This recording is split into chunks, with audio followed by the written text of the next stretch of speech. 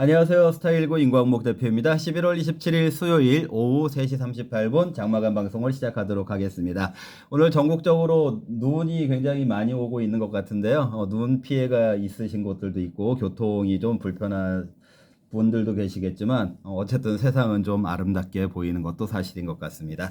화면에 보이시는 것처럼요. 알록달록한 색깔의 탑 모양을 가지고요. 오늘은 시장을 좀 일목요연하게 이 탑 모양을 가지고 설명을 해드리려고 하는데요. 여러분들 이 탑 모양이 좀 안정적으로 보이나요? 아니면 조금 불안정해 보이시나요?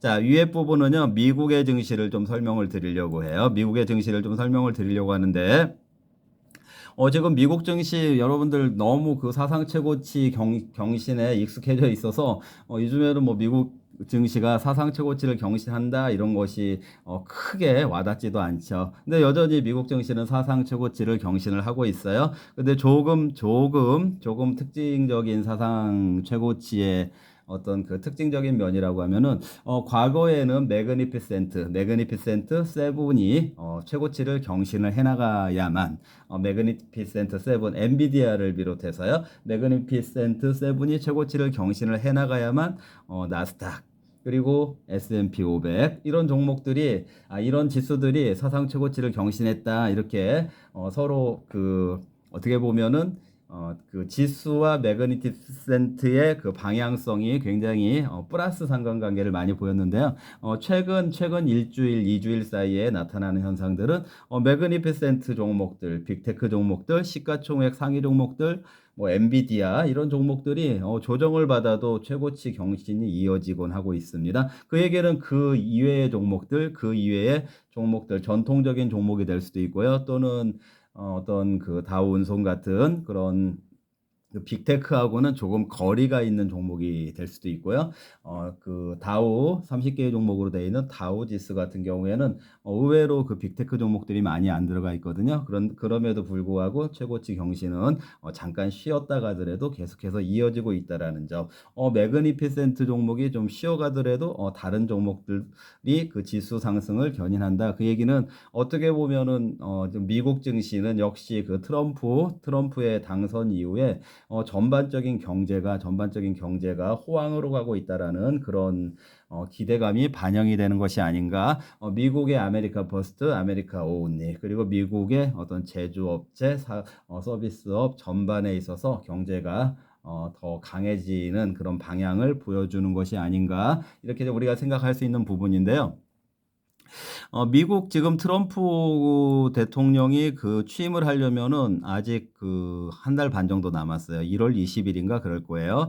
자, 그런데 그 지금 시장이 트럼프 당선 이후에 어떤 행정조치라고 하면은 관세 부과 같은 거 이런 것들이 나온다고 하더라도 일단은 어떻게 받아들여지는 건가요? 그 중국의 관세 그리고 우방 국가인 캐나다의 관세, 인접 국가인 멕시코의 관세 이런 게 나온다고 하더라도 미국 경제 쪽에 긍정적으로 작용한다라고 생각을 하니까 일단 미국 증시는 사상 최고치를 경신을 해나가겠죠. 그리고 이제 그 인선이라고 하는 거는 그 트럼프 내각을 얘기하는 거예요. 트럼프 정부의 예를 들어서 뭐 연준이야 그 파월 의장이 바이든이 임명을 했고 임기가 남아 있기 때문에 연준까지는 조금 그 트럼프 내각과 좀 거리가 그 정책적인 거리가 있는 건 사실이지만 지금 현재 그 트럼프 정부의 예를 들어서 상무부도 있을 수 있고요. 또 어떤 그 재무부도 있을 수 있고 그런 이제 그 장관들의 인선이 이루어지면은 또 인선이 이루어질 때마다 저 장관이 굉장히 온건하게 정책을 수행해 갈 거야. 트럼프의 그 좀 그 일방적인 그러한 그 드라이브를 온건하게 잘 그 현명하게 그 커버해 내길 거야. 이런 기대감들이 반영이 되면서 주가가 오르기도 해요. 그러니까 결국에는 트럼프에 의한 그런 좀 과격한 행정 조치, 관세 부과라든지 어떤 IRA 관련 보조금 폐지라든지 이런 것들 역시 미국 증시에 긍정적으로 해석을 하고 있고, 또 나름대로 트럼프의 내각에 대한 어떤 인선이 나올 때마다 그런 것들도 역시 또 오히려 좋은 측면으로 해석이 되고 있습니다. 자, 그래서 미국 증시는 그렇게 매그니피센트 세븐뿐만 아니라 빅테크뿐만 아니라 시가총액 상위 종목들뿐만 아니라 전반에 있는 종목들이 같이 상승을 해주면서 지수의 최고치 경신은 이어지고 있는 그런 분위기는 있습니다. 자, 그러나 다만 우리가 조심해야 될 건 하나가 있는 것 같아요. 미국 증시 관련해서요. 과유불급만 아니라면 이렇게 써봤는데요. 예를 들어서 최근에 멕시코, 중국, 캐나다, 이제 유럽도 마찬가지고 우리나라도 이제 마찬가지가 되겠죠. 아직 발표가 구체적으로 되지 않았을 뿐이지. 그 관세 부과가 지금까지는 미국 경제 입장에서는 그냥 긍정적으로 받아들여지고 있기 때문에 아직까지는 크게 문제보다는 긍정적인 면으로 해석을 하기 때문에 미국 증시가 최고치를 경신해 가고 있는 건데, 만약에 과유불급 상태라면 그 얘기는 야, 해도 너무 지나치다. 저 관세 저렇게 하면은 미국 관세 때문에 물가가 치솟을 텐데, 이런 상태로 된다면은 이제 역전이 될 수가 있어요. 미국 증시가 오히려 급락으로 그러냐 우려감으로 어떤 질적인 그런 변화가 발생할 수가 있기 때문에 트럼프의 정책을 바라보는 시각에 있어서 어떤 질적으로 좋지 않게 보는 그런 시각으로 볼 수가 있기 때문에 지금 현재 진행되고 있는 행정조치라든지 이런 인선 이런 것들이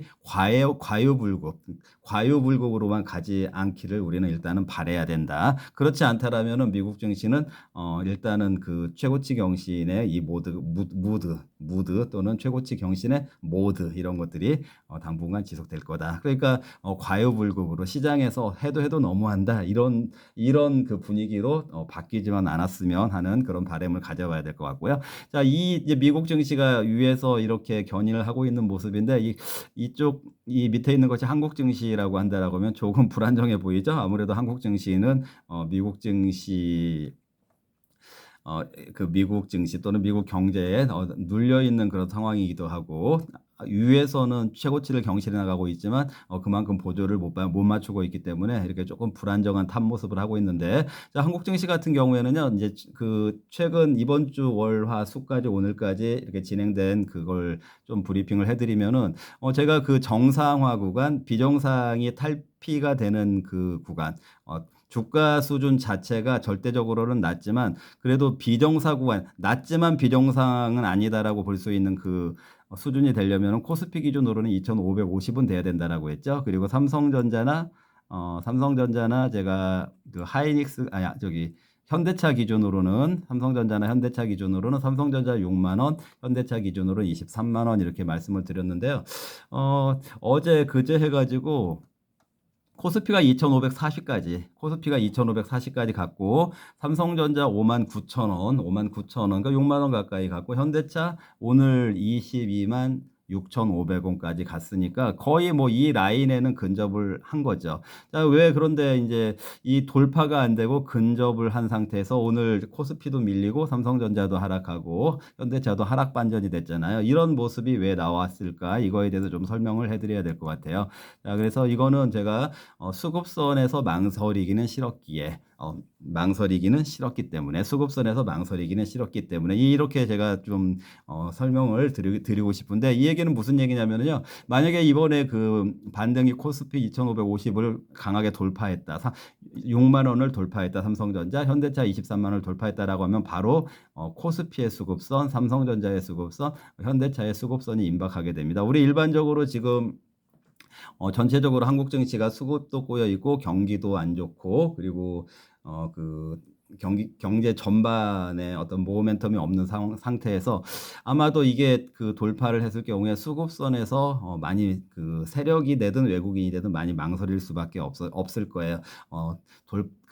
수급선을 돌파할 수 있을까? 이 저항을 과연 돌파해낼 수 있을까? 이렇게 그 망설여야 되는 그런 상황이 발생하기 때문에 아마도 이 목전에서 2,550 목전에서 삼성전자 6만 원 목전에서 현대차 23만 원 목전에서 수급선에 접근하기도 전에 일단은 숨고르기 또는 하락 반전이 되는 거는 그만큼 이 돌파 이후에도 수급선 부단이 남아 있다라는 그런 것들이 좀 아직 확신이 없기 때문에 이런 현상이 나왔다라고 저는 그렇게 이 시장, 우리 한국 시장을 여러분들께 설명을 드리고 싶고요. 자, 그렇다면은 여러분들이 일단은 그래도 정상화 라인이라고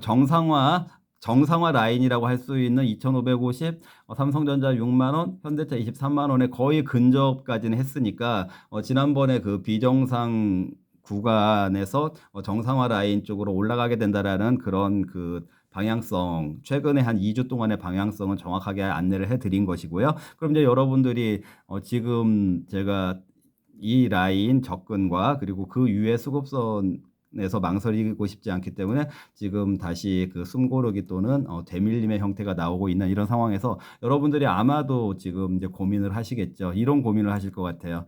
만약에 그렇다면은 다시 비정사 구간인 말하자라면은 주가가 뭐 코스피 2,550도 지하에 해당될 정도로 주가는 낮은 거다라고 했죠. 그러면은 비정상 구간인 지하 아래 지옥으로 또 떨어지게 되는 건가요? 즉 코스피로 따지면은 한 2주 전에처럼 2,400 아래, 뭐 삼성전자 5만 원 아래, 49,900원 49,900원까지 갔었잖아요. 5만 원 아래 현대차 20만 원 이탈하는 19만 원대 이런 상태로 다시 지옥 상태로 되돌아가나요? 이게 지금 우려가 되겠죠. 오늘 같은 상황에서는요. 여러분들은 어떻게 될 것 같으세요? 앞으로 시장이 어떻게 전개가 될 것 같은가요?